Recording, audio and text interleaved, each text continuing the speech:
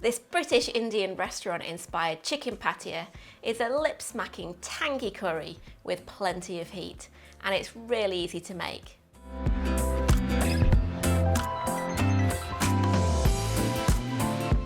Hi, I'm Nikki. Welcome back to our kitchen where we show you how to make delicious, family-friendly recipes. You all know we love a good curry in this house, and on occasion we love a spicy curry. And this chicken pathia is a spicy, tangy curry with the tang coming from the tamarind, lemon juice and tomatoes.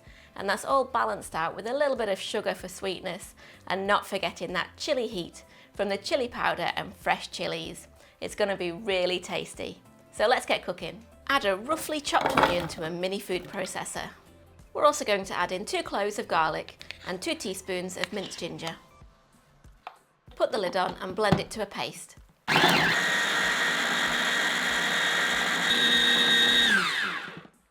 You want to get to about this consistency. Now we're going to heat 3 tablespoons of ghee in a large frying pan over a high heat.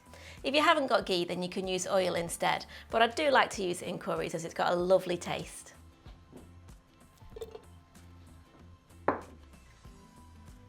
Once that ghee is melted and is hot, add in the onion mixture and fry for 3 to 4 minutes, stirring occasionally until it starts to brown at the edges.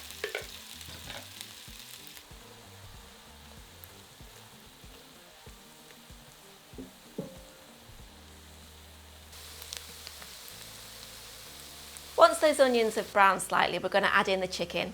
I've got 3 chicken breasts here that have been chopped into bite-sized pieces, but if you prefer, you can replace with chicken thighs. Add in the chicken and fry for 2 to 3 minutes, stirring often until the chicken's sealed.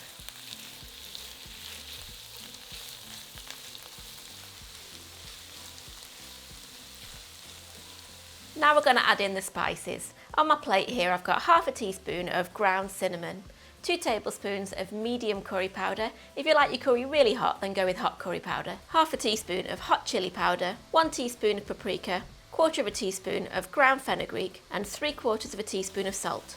Now we're going to add those spices to the pan along with half a teaspoon of tamarind paste and cook for 1 minute, stirring constantly until those spices start to release their fragrance and they've coated the chicken.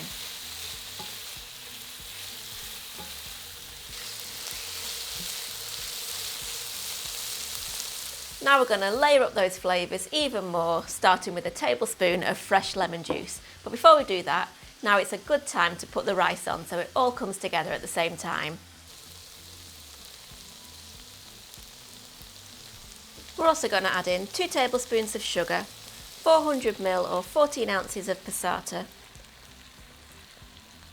1 tablespoon of tomato puree or tomato paste, 2 red chillies that have been chopped into fat chunks, and 60 ml or 1/4 cup of chicken stock.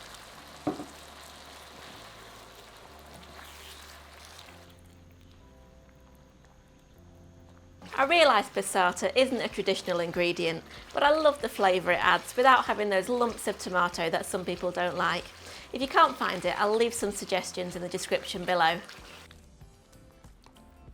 Bring to the boil and then simmer for 10 to 12 minutes until that sauce is lovely and thick. I'm serving this curry with some boiled basmati rice and a sprinkling of fresh coriander, plus a lemon wedge on the side. This chicken pathia is definitely a spicy curry, but you can adjust the heat level to suit your own taste. It's really spicy, tangy with a real depth of flavour, and it's ready in under 30 minutes. And if you like this one, you're going to love our playlist full of curries. I wonder if you can guess which is our favourite.